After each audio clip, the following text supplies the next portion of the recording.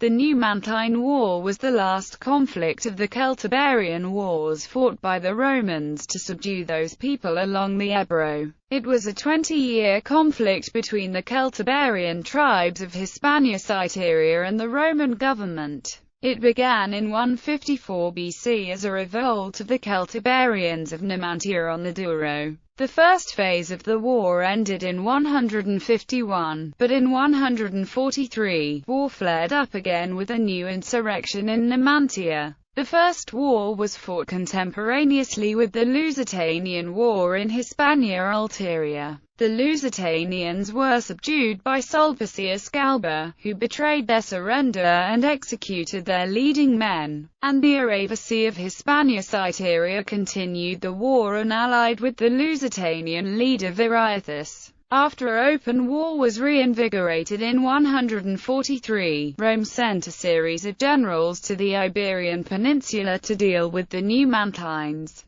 In that year, Quintus Caius Aelius Metellus Macedonicus tried and failed to take the city by siege, but subjugated all the other tribes of the Aravaci. His successor, Quintus Pompeius, was inept and suffered severe defeats at their hands. So he secretly negotiated a peace with the city, abiding by the previous treaty. Yet in 138 BC a new general arrived, Marcus Pompilius Lanes, and when the Numantine envoys came to finish their obligations of the peace treaty, Pompeius disavowed negotiating any such peace. The matter was referred to the Senate for a judgment. Rome decided to ignore Pompeius' peace and sent Gaius Hostilius Mancinus to continue the war in 136 BC, who assaulted the city and was repulsed several times before being routed and encircled, and so forced to accept a treaty negotiated by young Tiberius Gracchus.